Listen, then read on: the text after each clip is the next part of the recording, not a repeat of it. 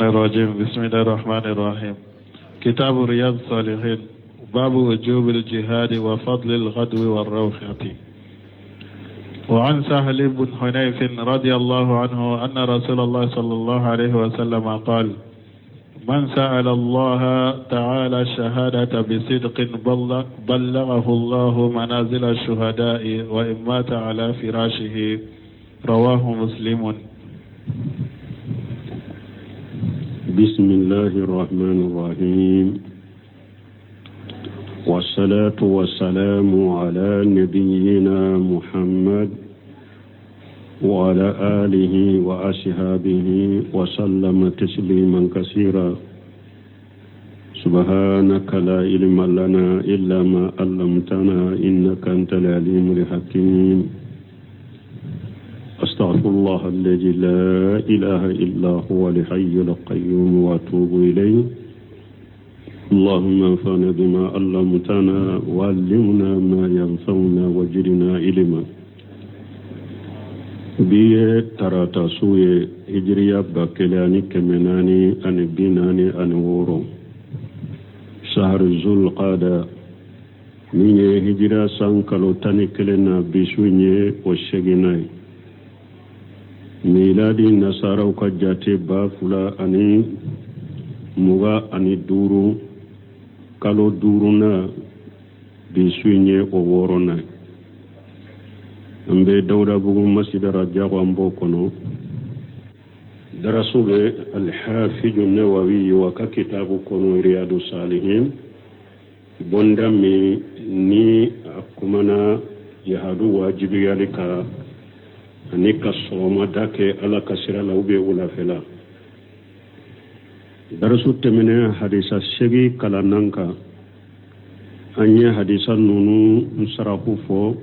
mais Ibn Usaymin rahimahullah am tumma do aleka sarahu la waqti sera o hadisa shega yasarahu munun fo ako asarab هذه الأحاديث في فضل الشهداء الذين قتلوا في سبيل الله. أكون حديثا منو فلانية نونيا حديثا ويه حديثا منو به كما ني شهدوا سمي مغمي ناسارا على كسر الله فسمنت من باي وأن لهم الجنة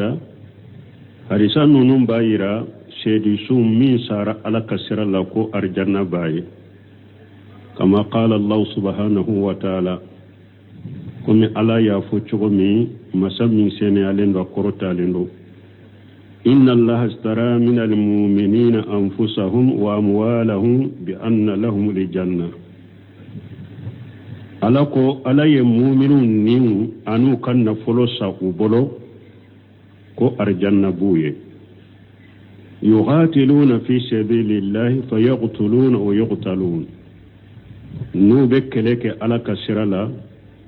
ube kafiru faga kafiru fanabulu fanafaga wada alayhi haqqa fi tawrat wal injil wal qur'an ni lahidu tiala made alaka lahidu mi na be tawreta kono abe injila kono abe qur'ana kono ka fonni mu'mini ni sara alaka sirala ibedo arjanna kono.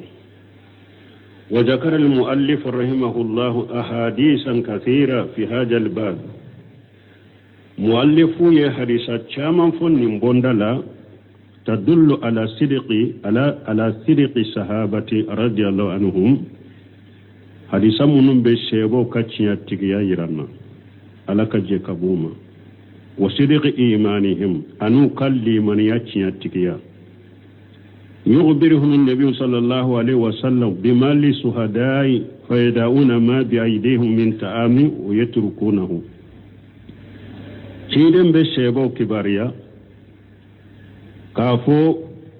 براجم من بشيدو شوية لاغرا شيدن بشيبو كبرانوه أكبريا ميني درو ubu kadumuni toye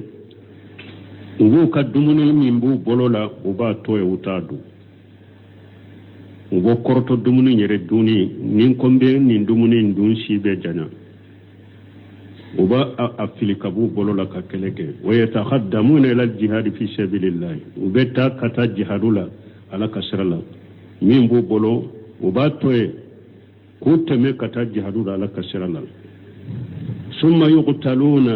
فيلقون الله عز وجل أرادين عنه وكفي نودون جهادولا وبوفغا وبي على كمبي نغنيا مسامين كبا كورتالين ني على جينين دو كرو وهو أرادين عنهم ولو جينين دو على كرو وهو أرادي عنهم جلا وعلا على فنا جينين بولو كرو مسامين كبا كورتالين وهذا لا شك أنهم من فضائل الصحابة رضي الله عنهم سكتالا ني شيغو كف سمانتاي على كجكبوما التي لا يلحقهم بعدهم أحد فيها فسمانتامي مغشيب تسي كان شيبو كوفي نوبي كو شيبو لا ني فسمانتالا مغشيب كان شيبو كوفي مغو تسي كان شيبو كوفي فسمانتامي بي شيبو يني فسمانتانو ني بوسرو هذا أمير بن همام الأنشاري رضي الله عنه أرسان نونكونو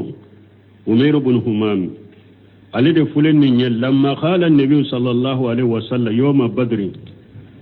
من قاتل مهتسبا مقبل خير مدبر وجبت له الجنة التي أرضها كأرض السماء والأرض بدر كله تشيدون كوني مغمي مفغربي إني شيلي كتكافروا ما إبولي توتي أرجانا واجب رأيه أرجانا من بنيا سانكا بولون فلاني دوما كولون فلاي قال يا رسول الله أمير بن همام كو أقول لك تشيدي جنة أرضها كأرض السماء والأرض قال نعم أكو أرجانا بنيا سانكا بولون فلاني دوما كولون فلاي تشيدين كو فأخرج التمرات من قرنه أي تمرو دوبو أكم من أنكنو الذي يدعو فيه التآم عادة ويأخذه المجاهد قرنه يموني لا لدى دمونو دي بدوا كنو جهاد كلاو با منا نو بتا جهاد لو أنا بتا جهاد كيرولا منان دو دمونو بدوا كنو بوكا دمونو دوا كنو أياك تمرو بو أكنو ثم جال يأكل وكفى كيرا تمرو منون بابولو لا باكي كودو ثم استطال لحياة رضي الله عنه من كفى وينينا ما ينجانا أن يقرو mana ninne kon kan nin tamaru nunun be duka bapew nganyana ma ya be janya jian kono wa qala ko wallahi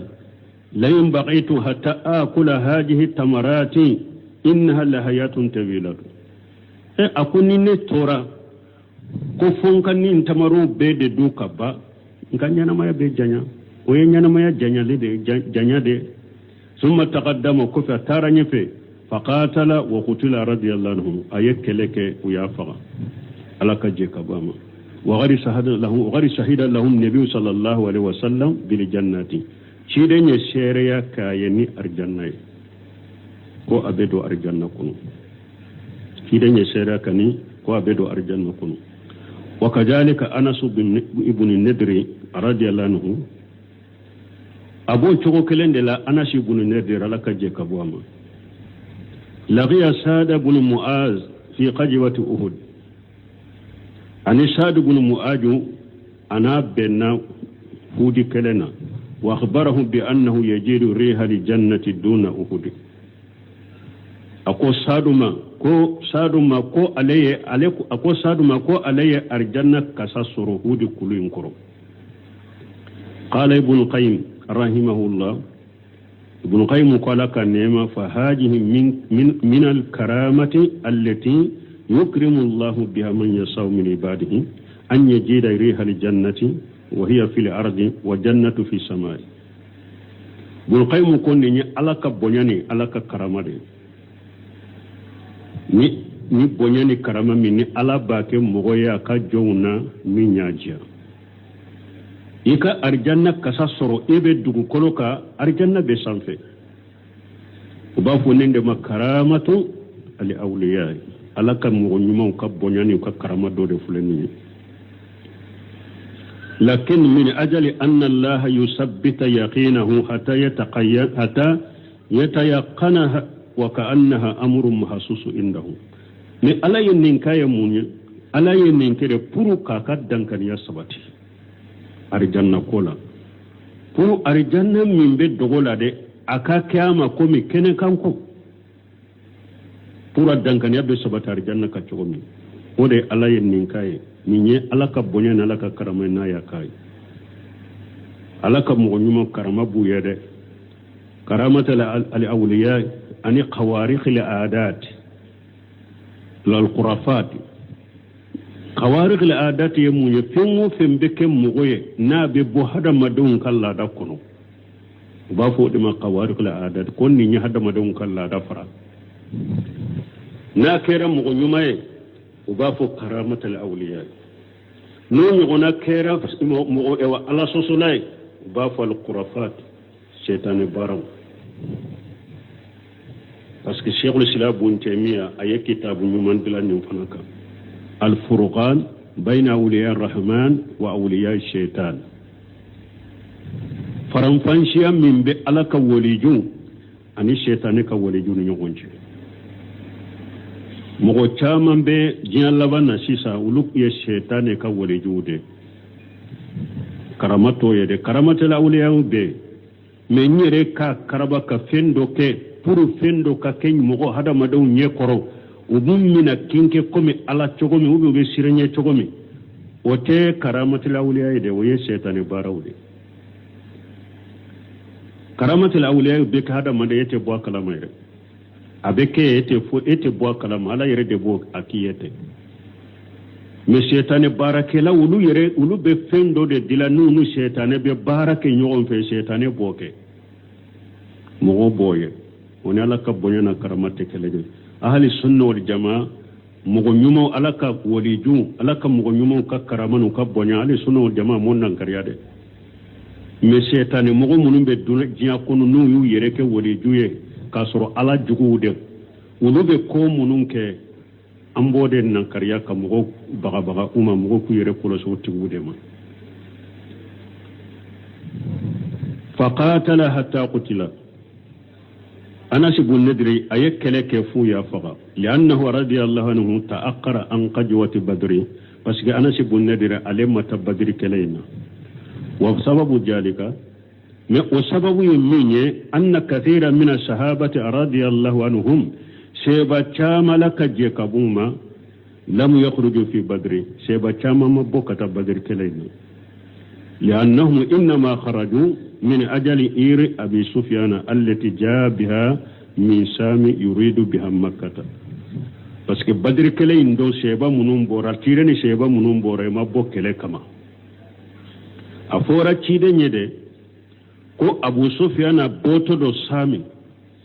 ani makkan kau kan marasandi shinna todo marasandi sana betam makka aw ciden kun nun kafirin nunun de kera sababu ye kawumbo makka kankan na folon nan ka duni fembe toye donc nan fana yu kan na folo soro chogo do la dagaranye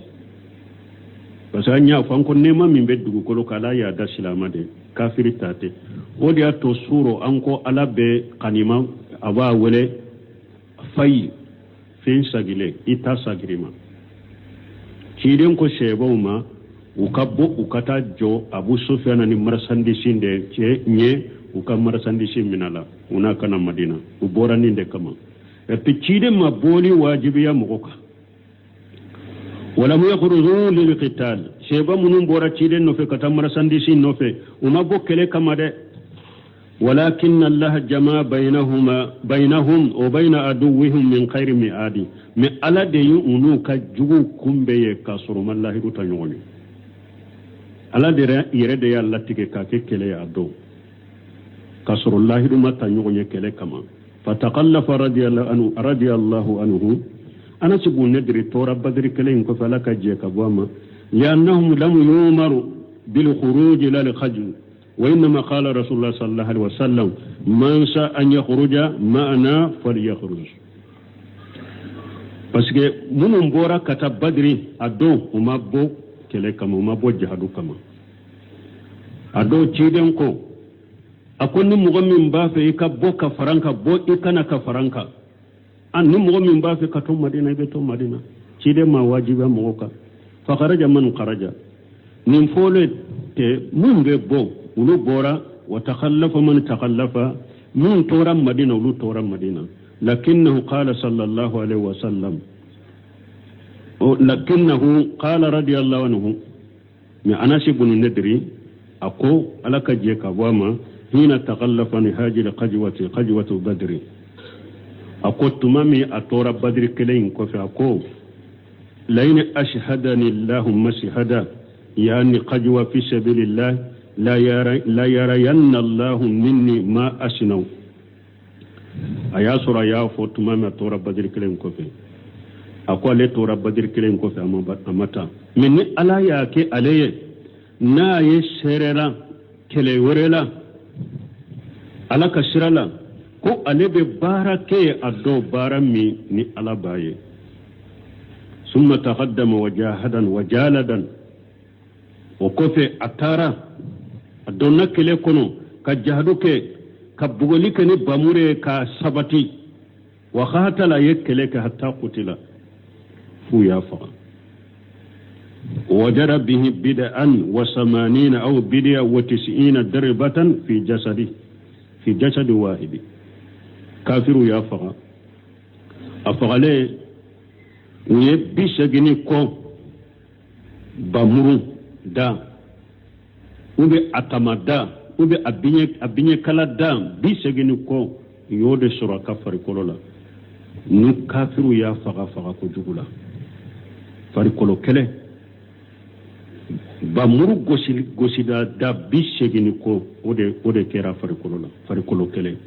mimma yadullu ala annahu qad qamana wa qadan fi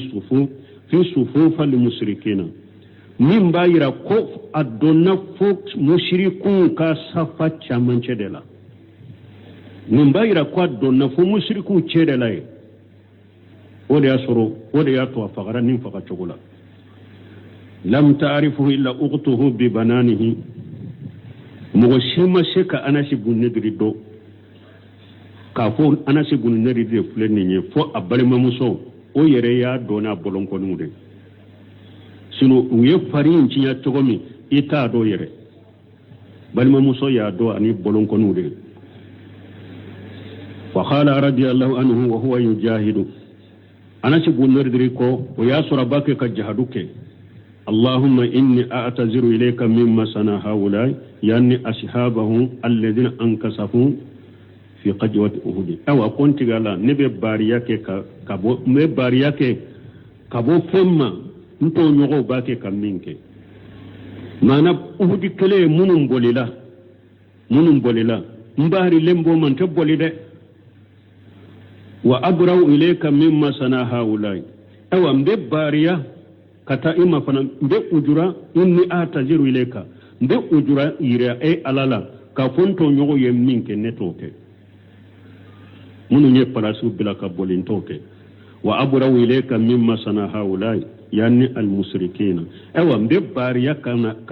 mbe bariya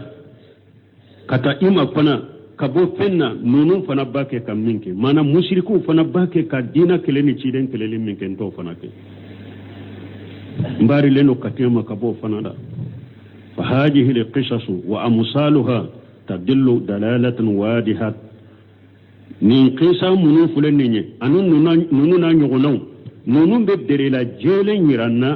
على أن الله اختار للنبي صلى الله عليه وسلم أفضل الخلق نونم بدري لا جيلن كيرانا كو ألا يدام فون سوهير مو دام فون نمو ألا يولو دي سوغانتا كان نبي نمي كو كاجي نيوي وأنهم مصداق قولي صلى الله عليه وسلم نمبتشيرين كما تياتيغيا يرانا نتشيرين كو خير الناس قراني ثم الذين يولونهم تشيرين كو علي مغو بنيما يا عليك منتونde okofe munu mo benyuma ya aleka jamade shebo وكفي منهم بتقولوا لا تابعين وكفي منهم بتقولوا فنالا التابع تابعين من جمع كل الصبا كيدن كن من جمع كل الصبا ده مغو نيوماي كيدن ينكما من فوق ne hadisa munun ba fe ka fo nun kisa munun fulan na nyogonan u bennin kuma kiya tigiya yira ka fo ciden ka jama ka shebon dan fiun kan nyuma munde do ni ala yusubanti ya ku ke ciden je nyogoye ne shallallahu an yuballighana wa iyyakum manajila suhadai ambe ala dele ala ka an she ani au shedu sunka jo yoro la ka shigi yoro la qiyama وأن يجمع بيننا وبينهم في جنات النعيم أم بألا دل ألا كنو فرنجون كرجنا نعم لنكونو آمين وعن أنس رضي الله عنه قال قال رسول الله صلى الله عليه وسلم من طلب شهادة صادقا أعطيها ولو لم تصبه رواه مسلم وعن أبي هريرة رضي الله عنه قال قال رسول الله صلى الله عليه وسلم ما يجد الشهيد من مس القتل إلا كما يجد أحدكم من مس القرصة رواه الترمذي وقال حديث حسن صحيح وعن عبد الله بن أبي أوفى رضي الله عنهما أن رسول الله صلى الله عليه وسلم في بعض أيامه التي لقي فيها العدو وانتظر حتى مالت الشمس ثم قام في الناس فقال يا أيها الناس لا تتمنوا لقاء العدو واسألوا الله العافية فإذا لقيتموهم فاصبروا واعلموا أن الجنة تحت ظلال السيوف ثم قال اللهم منزل الكتاب ومجري السحاب وهازم الأحزاب اهزمهم وانصرنا عليهم متفق عليه وعن سهل بن سعد رضي الله عنه قال قال رسول الله صلى الله عليه وسلم ثنتان لا تردان أو قل ما تردان الدعاء عند اللقاء عند النداء وعند البأس حين يلحم بعضهم بعضا رواه أبو داود بإسناد صحيح وعن أنس رضي الله عنه قال كان رسول الله صلى الله عليه وسلم إذا غزا قال اللهم أنت عضدي ونصيري بك أحول وبك أصول وبك أقاتل رواه أبو داود والترمذي وقال حديث حسن وعن أبي موسى رضي الله عنه أن النبي صلى الله عليه وسلم كان إذا خاف قوما قال اللهم إنا نجعلك في نحورهم ونعوذ بك من شرورهم رواه أبو داود بإسناد صحيح وعن ابن عمر رضي الله عنهما أن رسول الله صلى الله عليه وسلم قال الخيل المعقود في نواصيها الخير إلى يوم القيامة متفق عليه وعن عروة البارقي رضي الله عنه أن النبي صلى الله عليه وسلم قال الخيل المعقود في نواصيها الخير إلى يوم القيامة الأجر والمغنم متفق عليه وعن أبي هريرة رضي الله عنه قال قال رسول الله صلى الله عليه وسلم من احتبس فرسا في سبيل الله إيمانا بالله وتصديقا بوعده فإن شعبه وريه وروثه وبوله في ميزانه يوم القيامة رواه البخاري وعن أبي مسعود رضي الله عنه قال جاء رجل إلى النبي صلى الله عليه وسلم بناقة مختومة فقال هذه في سبيل الله فقال رسول الله صلى الله عليه وسلم لك بها يوم القيامة 700 ناقة كلها مختومة رواه مسلم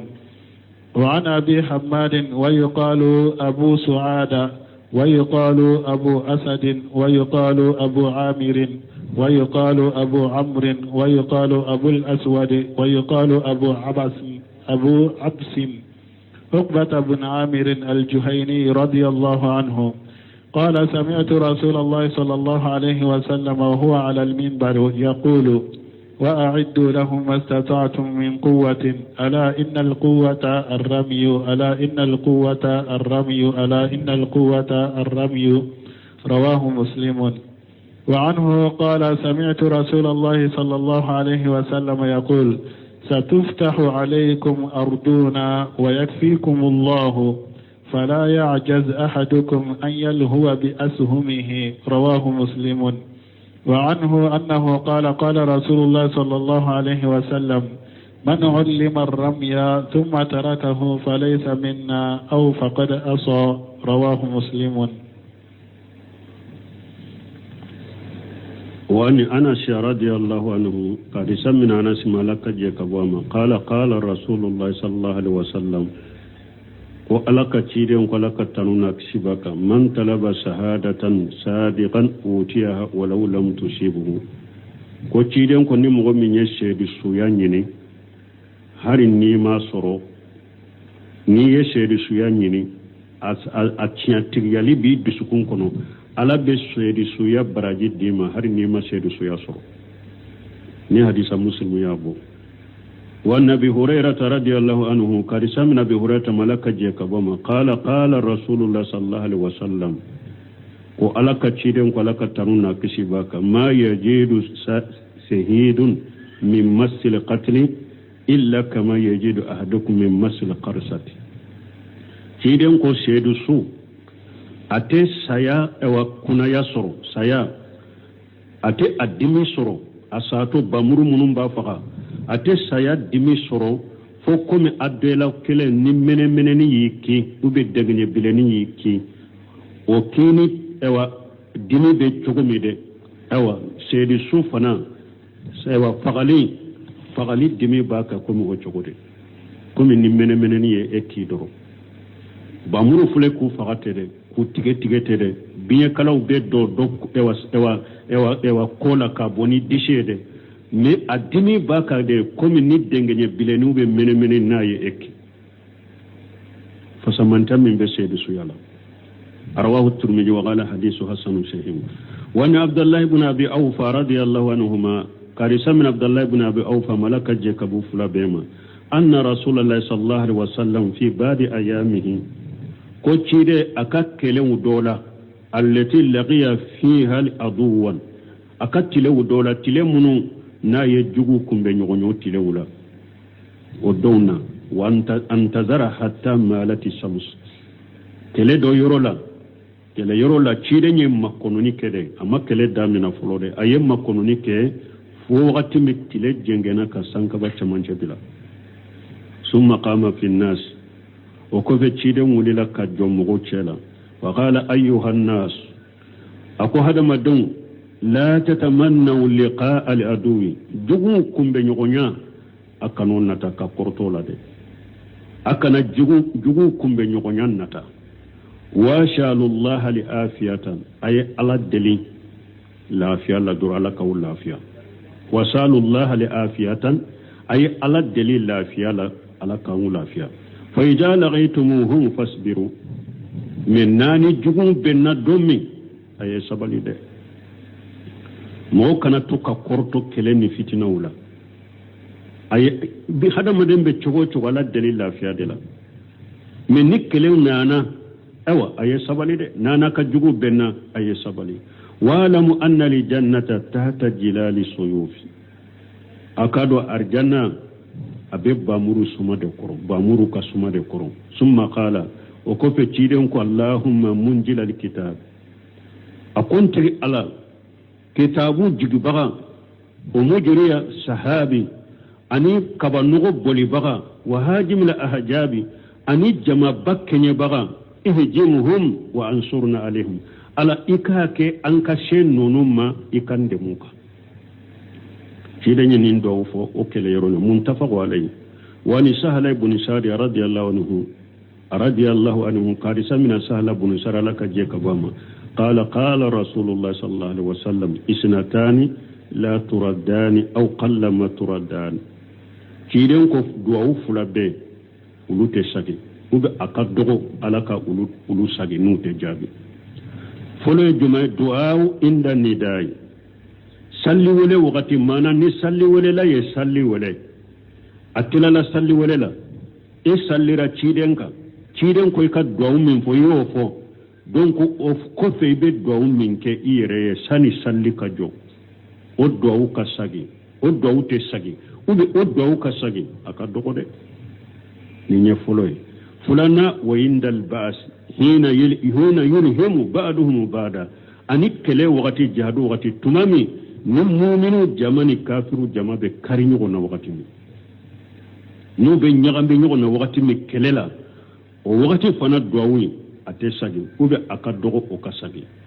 rawahu abu dawuda bisinadi sahihi wani anas radiyallahu anhu karisa min anas malaka je kabama qala kana rasulullah sallallahu alaihi wasallam idha qaja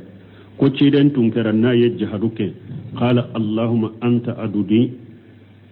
onafiri aba fontige ala ede en kasembenti al kelay wonasiri ede inde me bagay deka ahulu ni e ala yede nebe do ka jugu ka fera jugu bedo ni e ka sababu le bedo ni jugu ka fera jugu ni nyogonje ede ka sababu le jugu be fera jugu munu ntige kama bedo unu uche ko ka fera jugu saguma fere jugu ka saguma nu ka dabari jugu be jugu ka dabari jugu saguma ni e ala de sababu e ode ahulu obeka asulu ewa ni e ala fana yede mbe se juguma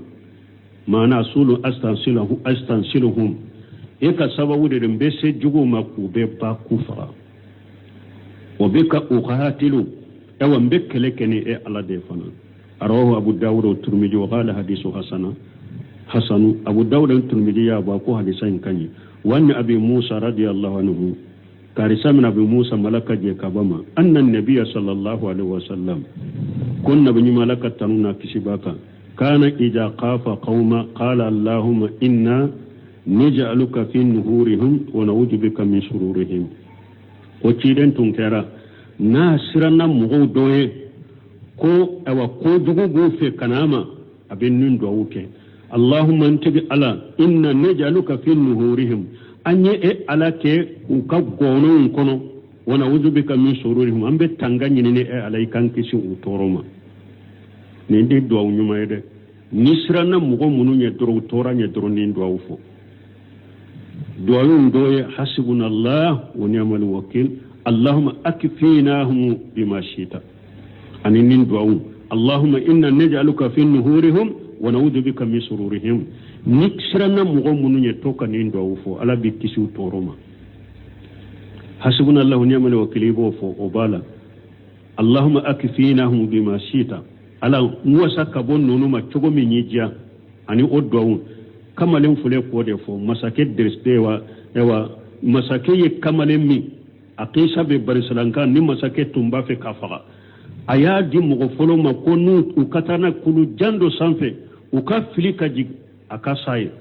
uyelere kulu sanfe ko allahumma kfina bima shita kulu yere nu bebbi na usara alekelen kisira aya di doma kona ku kata nu sera baji chamancela ukafili baji konokana usere bali chamancela ako allahumma akfinahum bima shita utora jila ala ya lekelen kishi atamana ka ko masake kese kan nefa ayi so ninne yere de yefere do kiye fo ye niyo ke be se kan nefa sino ete se kan nefa ko kama len yere de ya ay afaka chogo fo masake nye ayoke no kama len nyoke mun fana kama aba fede jamana dugu mugo jamana mugo be kalli mana suru ko dina suruna le sababu akoy tesa ne faga de ni ba fe kan ne faga ibi ka dugu mugo be ika mara mugo be bo kene kelende ka kan ne siri yoro dola nkat ewa foroko min fulen ni ika ewa binye kala do boala binye kala ika do ne ewa nka ewa fileshi kono ka sama afilito kana nema ika fo bismillah wa rabbul qulam nya fili ni ala togoye kamalen tigi ala ni en ninge be se kan ne faga masake kafri nye be fara nyogon ka kene kelenga kan ninkele dro tamatara do kamalen tamayin kono biye kala tara do ka tamayin kono aya mina asara dugu mugo be keneka akam mara mugobbe kene ka ko amanna bi rabbil qulam ko li manani kamala intigi alai aw li manani kamala intigi alai kamalen kele yi ka fere beke desara ko faga o ko ni ale tigi to fo doro ibe se kale faga alli manani oye aka jamana mugobbe li manani kamala intigi alai donc ni sirana mugo ye nin do toka nunu fo ku chaya wani ibn umar radiyallahu anhuma karisa min abdullah ibn umar malaka je kabu fula dema anna rasulullah sallallahu alaihi wasallam qala ka chide ako alagni tanuna kisibaka القيل معقود في نواسيها لخير الخير الى يوم القيامه وچيدن ko so atensi hera sirilende be so tensi mafoka ta qiyama ni hadisa muntafaqu alay bunu seminu ba fo sarhu kono madala bi fana ambe sama ako so sugu jumando jahadu so ako pasgambe jahadu bonda dela jahadu so hera sirilende ba tensima ako fana kuma imbe seka so beta fana abeka sika umumu ka so beta منتفق عليه وان أروة البارقي رضي الله عنه كارثة من أروة البارقة لك جيك وما أن النبي صلى الله عليه وسلم كنا بجمع لك تنونا كسبك قال القيل ماقود في النواسيها القير إلى يوم القيامة ko hera de sirilembe so tensin la kata yawmal qiyamah ko fukata qiyamah munna ibn seminu ko kambe jihadu sode ma ko parce que munun foraya ali ajru wal maqnam o hera ni jumaye baraji niye jihadu kenay be baraji min soro niye jihadu kenay be jihadu baraji min soro wal maqnam ani be qanima min soro nayek sera kafiru mabukan na fulu min tila ibe qadima min soro o de heranye hera ni hera usiri lembe so tensin ma fo qiyama muntafa wa bwani muslim ben hadisa ina awon ban mo folola kele tumbe keni so ni nyame ude ani binya kala no ewa tamaw ani bamru awa ciden ka hadisa do be folola jihadu tumbe keni mina munu yede mina munu fula antilela jiyan laba ni mina nunu a bebe tunu do ko ala bu jode do ko anta do ala bu ke chogomi jahadu ko ni be laba ka ke ni bamuru de tuguni ani so ni nyame ani pinya kala jahadu be laba ka ke ni ode tuguni jiyan laba wa nabi hurairah radiyallahu anhu karisa min abi hurairah malaka je ka wama qala rasulullah sallallahu alaihi wasallam ko alaka ciden ko alaka tanuna kishibaka man hitabasa farasan fi sabilillah ciden ko ni mo gommi sodo mara ala kasirala imana billahi ni limanane do ni alay wa tasdiqa bi wadihi ani ni dalim bi ala kallahidula ko ni so mara ala kasirala jahrula ibe baraji soro ibe qanima soro nay iya marani oye fa inna sabahu awa iba adun ka fammin ka be dun ka falim minke wa rawiyatu ani abin ni jila ka falim minke wa rawsuhu ani ewa minni aka bana kutaye wa bawlahu ani aka sugune fi mijanihi yawm al-qiyamah nim bebe do ka bara mijani do qiyamah do ibe so la dumuni ka falim minke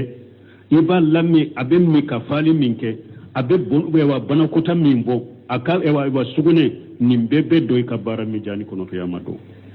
رواه البخاري حديث يمبو وان ابي شهيد رضي الله عنه وان ابي مسعود رضي الله عنه قال سمع ابي مسعود ملك جكبما قال جاء رجل الى النبي صلى الله عليه وسلم بناقه مقطومه ko cedo na cide mani nyame anun jurube anun kono parce que ni yen nyame nun soko negeni do be ugo odo nun kono ni ba fe ka jurum min do nyame nun ko ni ba siri on ne gane dima maktuma yi ode ani on nyame na cide sallallahu alaihi wasallam fa qala hadihi fi sabilillah aw ako cide man ni nyame nyaadi alama nimbe ala kasirala ni nyame do ala kasirala nyaadi alama jadu ka kenai wa qala rasulullah sallallahu alaihi wasallam ala ka cide ko ala ka tanuna kishibaka laka biha يوم القيامة 700 ناقة كلها مغتومة أو أقول كان نعمة من فلنية قيامة دون على نعمة كم ولون فلا أبود ديمار جنة كنو أبكا ننجرون با أنون كنو parce que nada madani bara nyuman kelen ke dura la ba saratande nyame kele ala ba sariye nyame ke no wolon fulade qiyama do ko nin fana nyame ngire haqiqa de be dimar janna kono do ko ay nyame ke be wolon fulay baraji de be dima do yen nin fana fo ciden ko daba munum be do arjanna kono awa hadith aya do nana hadisa do nana ciden ko arjanna do ube kono sogo do arjanna kono ciden ko fana arjanna do bo ku ewa uluka dunan fana folo e munye ewa ko ewa misi do de do ala be misi do de fagawe misi do de be fagawe arjanna kono o be ku ka dunan fana o fora hadisawla o baga suku be arjanna kono ani doni ke ba ko nunna nyogona munu ni ala ko nyame keme wolon fula be arjanna kono ni ya irana ko nyame o be ka arjanna kono mais ni a fora ko nyame keme wolon fula be arjanna kono ani jiya ka nyame u kaka togo doronde la mella halani mankutute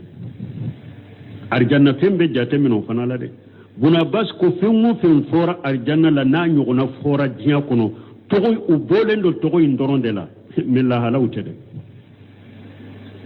arjanna ka nyame la halala yire de bodo ani jiya ka nyame bolendo togo da nyen fo ni munye parce que don ba bila radio susoka ko daba munum be do arjanna kono ko saliu ka nyame suleiman ka hududi ani nemula donc ubu jate fu ani ewa ka fu dunko ka ewa ulu ko nunu be nunu sahalente hadisa sahale mana nunu do sente nunu korode ubu daba sege min jate ku be do arjanna kono sahalente hadisa sahalen sima nanuye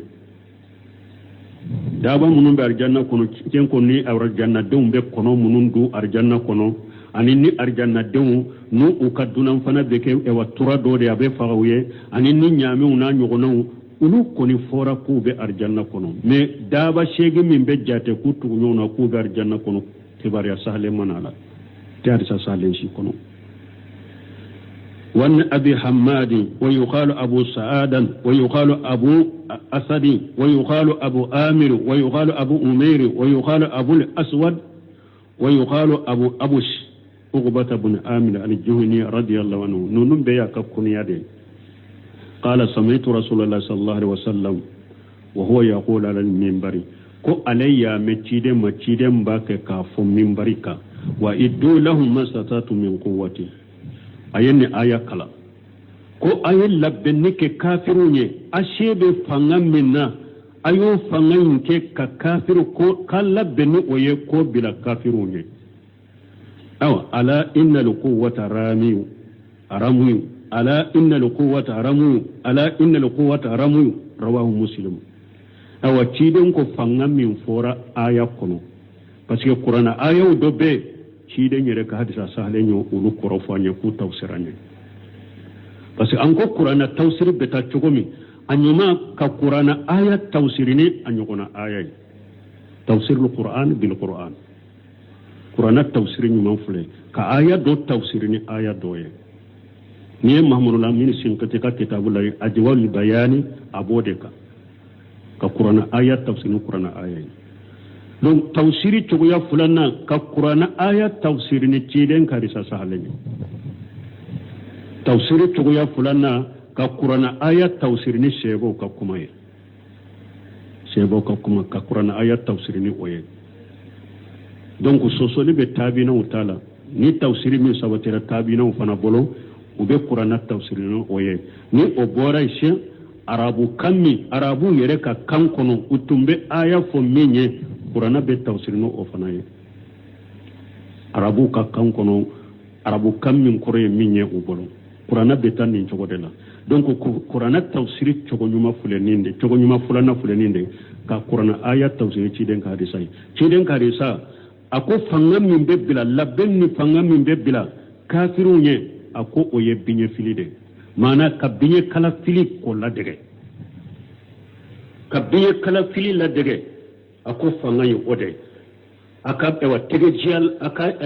jial la dege kafiru nye ka tege jial la dege biye kana fili ko la dege kiden ko fanga yo ode arwa muslim hadisa imbo donc ibn semunu bena fo sarahu la akon ni nye kiden tilede ulu tumbe kele kene mina mununye kawu labbe ni oye kafiru nye tilen tilede obeke ako an fana ka tilela ni aramu ye munye an fana ka tilela kele be kene mina mununye an ka labbe ni ulu ye komi mikke nunu ani misili nunu ani bombo nunu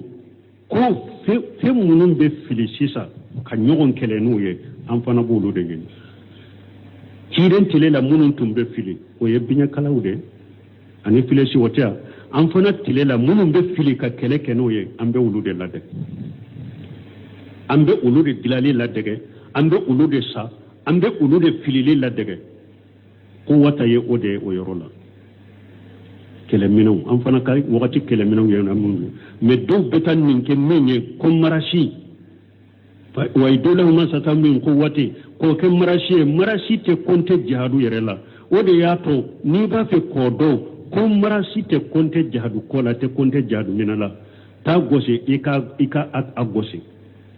hali mujaharatu min al jihadi a kɛra sɛbɛlɛma ɲanamire a kɛra i donna o jɔw yɔrɔ la u bɛ dɔnni kɛ baw ka kuma fɔ u bɛ ewa salihu fawzani ɲininka nin na yala marasi bɛ jihadu la a ko la marasi tɛ jihadu ye marasi ye fawda de ye marasi ye kafiru ka baara de a ko marasi tɛ jihadu ye adama asubi hadisa dɔnbaga nana dɔ a tun bɛ madina a tun bɛ maka karamɔgɔba dɔ tun don sheikh albani yɛrɛ kabakolen b'a ka hadisa dɔnya la tuma min a bɛ hadisa sarahu la jihadu la ni mɔgɔ min sara ala ka sira la baraji bon ko yala ni mɔgɔ min sara marasi la don o bɛ kɛ seediso ye a ko n ko jihadu de a ko jihadu ni marasi tɛ kelen ye a ko jihadukɛlaw bɛ ala ka sira da la a ko ewa marasikɛlaw bɛ seetan de ka sira de la a ko ninnu bɛ se ka kelen ye cogo di a ko mujaharatu ye seetan ka sira de jihadu ye ala ka sira ye mujaharatu ye seetan ka sira de a ko ninnu tɛ kelen ye donc marasi tɛ jihadu la dɛ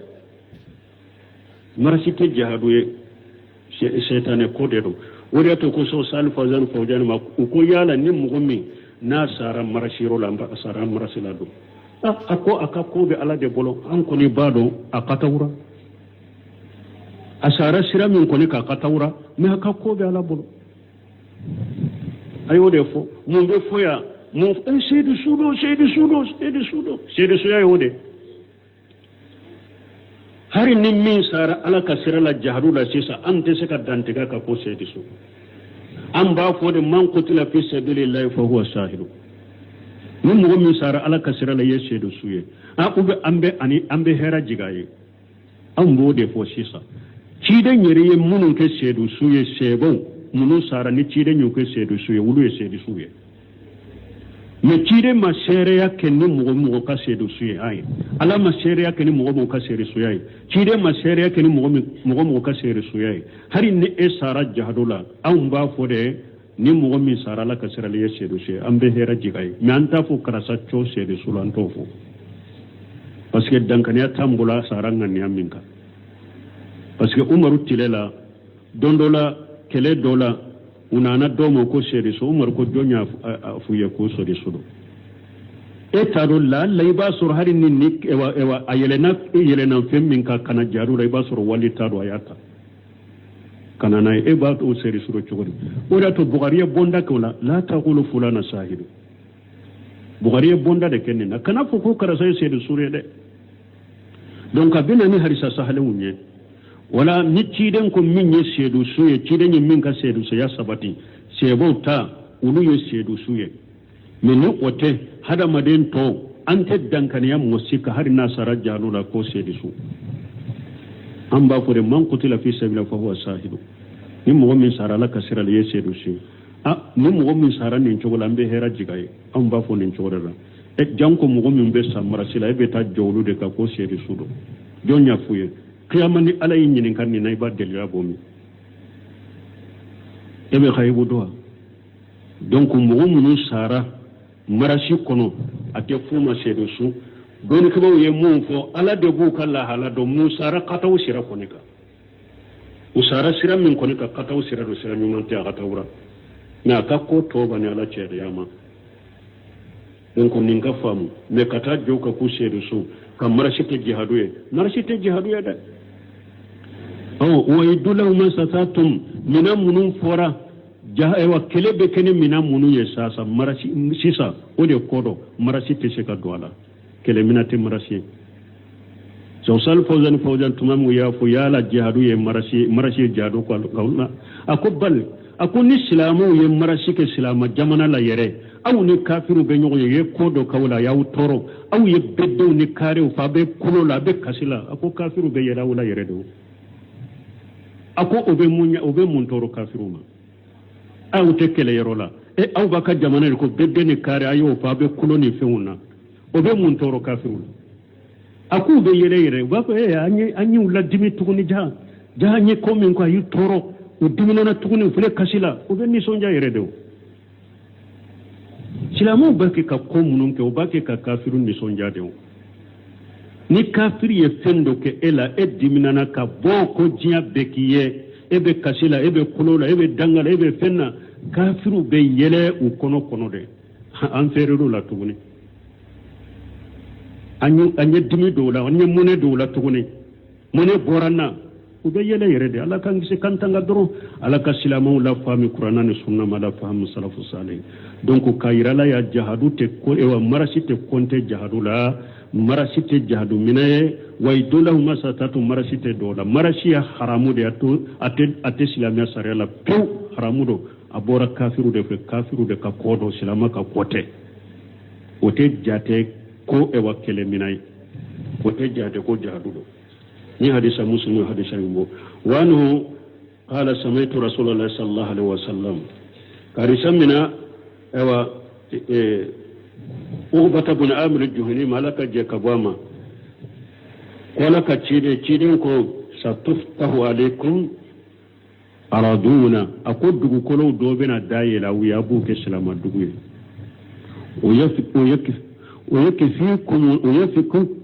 ويكفيكم الله على بواسا فلا يعجز أحدكم أن يلهو بأسهمه الدولة كلين كانت دسي كتلون كني إكبني يده mana nimbe nan nana sarula nimbe fana kunye munye silamu ku janto ala jahadu minau anika jahadu la de pasamanta mundola o kana awu dese na tetilo ke kana ka binye kala yede ka binye kala fili la de de rawahu muslim ya abu wa annahu qala rasulullah sallallahu alaihi wasallam ana na ughbata ibn amir buru alaka je ka bo ma ko alaka ci da alaka tanuna kishibaka ko من ولم أرميا ثم تركه فليس مني أو فقد أسى كتيرن كوني مغمي بني كلا فيلي إيه الله دعي كانيدو إيه أدو إيسا غير كاتوي كابلا أكو تنيره أبي أوبنا أوبي تيرن كو إيه سوسو أو فقد أسى إيه سوسو لك إتنيه أوبي إيه سوسو لك أرواه مسلم hadisa yimbo nin be ya yira hada maden silamu to suru o ka ke jahadul la degalila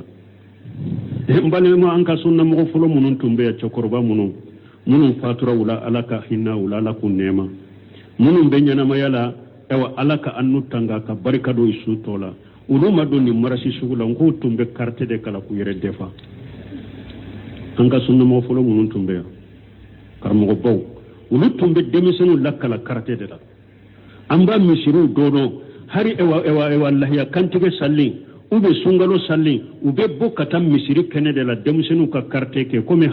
habasa dunka tumbe tilunke ke misiri la jogomi o tumbe bama ko ya ulu tumbe boliu de ke ka keleu de kala ka fiunde ke hem misisan taw anu nyake kilimu korola dai jisuma minni sugomi an ko an be doni marasu de la kombe dina dilana silama mi sisa ni silama yere ni jahadu ko yere wulila san ni silama chaman be bi aywa kana fe ngore kala de cokoroba do ka kuma sunna karamo cokoroba do temena ako silamaw nama kele kala ako silama kana ki ako silamaw do be sa nu yimina nu bolo ye ku talen talo kata gotoro ko bila drobe ube dakasa oya ulu ka wakati fana ya suru mo ka kena wakati fana la an ka wakati du dusuma minni ni sogo mimmi be ani nin kilimu mobili kilimu ika biro kilimu ika sokona kilimu misiri kilimu an kore kan kawuli doro kata beddew fa ka ke kuloy hari ni deni wulila nu yange doro dowbe kiri yere kange doro dowbe kiri la hawla wala quwwata illa billah baluma fu hada madu an ka kele nunu de kala an ka kele mina nunu de kala islamia sariya wo ka islamia ye ko munun bila ukoro ko ka pere no ye u be bilala lafiya nyini kama yoronun kele de awunyana kare kono kulo ani bedda kulo ni afule fuye o de be islama jamana di mo o te islama jamana di mo koy abek so qur'ana itainde makka tauhidin de taka qur'ana kala ka famu ka sunna kala ka famu la fahamu salafu sal ka jogo nuye ka adabu nuye o ya nyamara ni minya ko ke o yaw fatanya ka bumina ko to yabe islama jamana soro de la mon nin jogo tede kafiru be yela wala ni nade ala ka hakki mandama subhanakallahumma rabbana bihamdika ashhadu an la ilaha illa anta astaghfiruka wa atubu ilayk bismillahir rahmanir rahim kitab riyadus salihin باب وجوب الجهاد وفضل الغدو والروحة. وعن سهل بن حنيف رضي الله عنه أن رسول الله صلى الله عليه وسلم قال من سأل الله تعالى الشهادة بصدق بلغه الله منازل الشهداء وإن مات على فراشه. رواه مسلم. بسم الله الرحمن الرحيم والصلاة والسلام على نبينا محمد وعلى آله وأصحابه وسلم تسليما كثيرا. سبحانك لا علم لنا إلا ما علمتنا إنك أنت العليم الحكيم. أستغفر الله الذي لا إله إلا هو الحي القيوم وأتوب إليه. اللهم انفعنا بما علمتنا وعلمنا ما ينفعنا وزدنا علما.